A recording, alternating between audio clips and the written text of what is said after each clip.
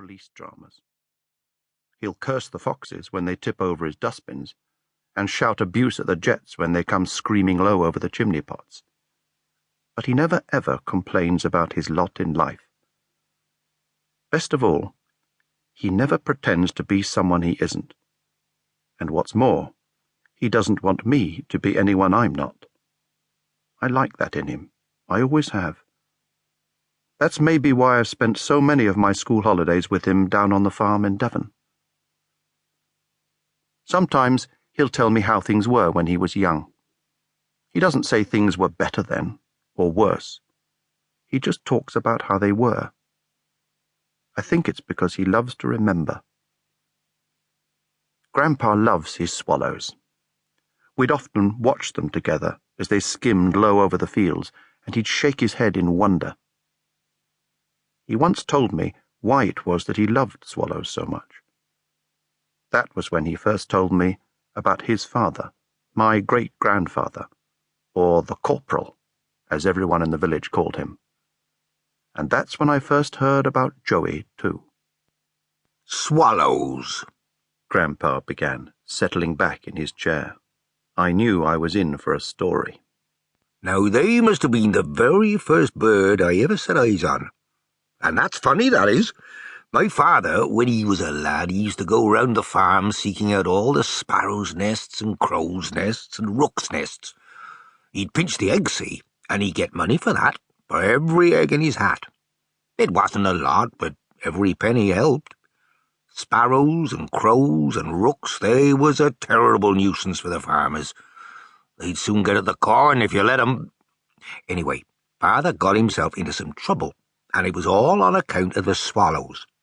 He had a friend, I can't remember names, never could, but a school friend, anyhow, and this lad, he went and robbed a swallow's nest, silly monkey, instead of a sparrow's nest like he should have. Well, Father saw what he'd done, and he saw red. He gave him an awful licking, so the lad went home with a bleeding nose. Father went and put the swallow's eggs back. Next thing Father knows, the boy's mother comes round and boxes his ears for him, and he gets sent to bed without any tea. Not hardly fair when you think about it, is it? Anyway, putting the eggs back didn't do no good.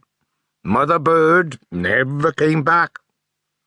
Father was always getting into scrapes when he was a lad. But the worst scrape he ever got himself into was the war, the First World War. And just like with the swallow's eggs, he didn't want to fight anyone. It just happened. This time it was all on account of the horse. See, he didn't go off to the war because he wanted to fight for king and country like lots of others did. It wasn't like that. He went because his horse went, because Joey went. Father was just a farm boy when the war broke out. 14, that's all. Like me, he didn't get a lot of schooling. He never reckoned much to schooling and that. He said you could learn most of what was worth knowing from keeping your eyes and ears peeled. Best way of learning, he always said, was doing.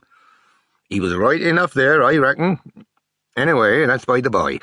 He had this young colt. Broke him to halter, broke him to ride, broke him to plough. Joey, he called him. He had 4 white socks on him, a white cross on his forehead, and he was bay. Turned out to be his best friend in all the world.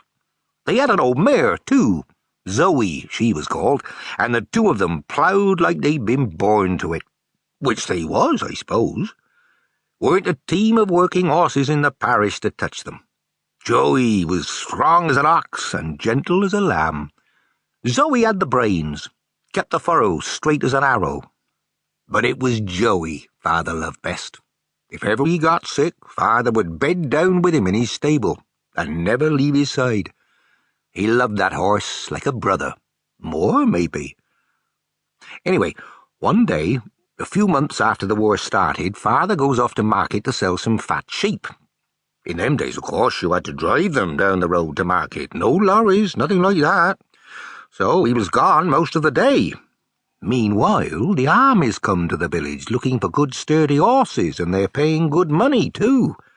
They needed all the horses they could get for the cavalry, for pulling the guns, maybe, or the ammunition wagons, ambulances, too. Most things...